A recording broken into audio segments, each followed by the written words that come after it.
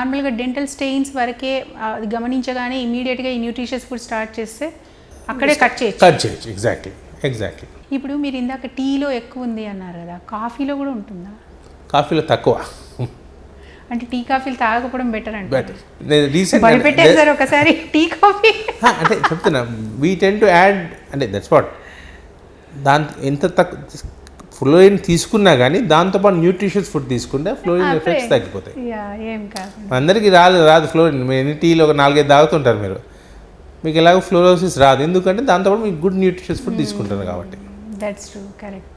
అందుకని అంత అంటే ఇప్పుడు ఈ మన టూత్పేస్ట్లో కూడా ఫ్లోరైడ్ టూత్పేస్ట్ ఎగ్జాక్ట్లీ దాని కేసు ఇప్పుడు మీరు అనొచ్చు ఇప్పుడు మరి కేసులు రావట్లేదా, ఓన్లీ ఇది cases are limited to India అంటే అమెరికాలో కొన్ని కేసులు వచ్చాయి. ఏం కేసులు వచ్చాయి?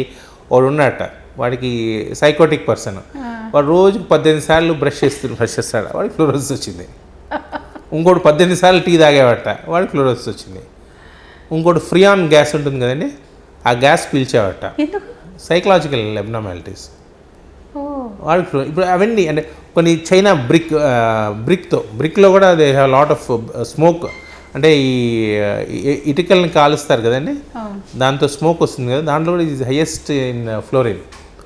సో అటువంటి కేసులు ఇప్పుడు రిపోర్ట్ అవుతాయి అనమాట అమెరికాలో. అటు మన దగ్గర ఏంటో ఈ నల్గొండ నుంచి వచ్చిన కేసులు. ఇప్పుడు మన దగ్గర తగ్గుముఖం పట్టాయా సార్ కేసులు? వీ గెట్ కుడ్ సీ అంటే అంత ఎక్కువ లేవు, but still we see some cases. అంటే కొంతవరకు ఫుడ్ బాగు చేయడం వల్లనేనా, అది న్యూట్రిషియస్ ఫుడ్ ఇవ్వడం వల్ల? ఫుడ్ బాగు చేయడం వల్ల తగ్గుతుంది.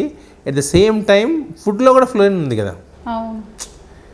సో ఇప్పుడు మన ఫర్ ఎగ్జాంపుల్ ఒక ఊళ్ళోకి వెళ్ళి suppose how do you contain it government, so you estimate the fluoride levels of all borewells. ఒక 10 బోర్వెల్స్ ఉన్నాయనుకోండి, you estimate the fluorine content of the each borewell.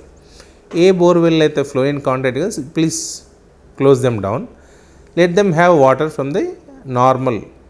Second, you estimate the fluoride levels of the food items. Say వంకాయ, టమాటా అవన్నీ తీసుకొని estimate చేయండి fluorine. అక్కడ fluorine levels ఎక్కువ ఉన్నాయనుకోండి, you have to supply good water for the cultivation. అంతే కదండి, వాళ్ళకు ఈ డ్రింకింగ్ వాటర్ ఇస్తే లాభం ఉండదు. ఫుడ్లో ఉందనుకోండి, you have to give supply good water for cultivation. అర్థమైందా? So that is the crux of the issue అనమాట. Next is industrial. ఏ ఇండస్ట్రీస్ అయితే rich they are emitting fluorine, they have to be shifted away from the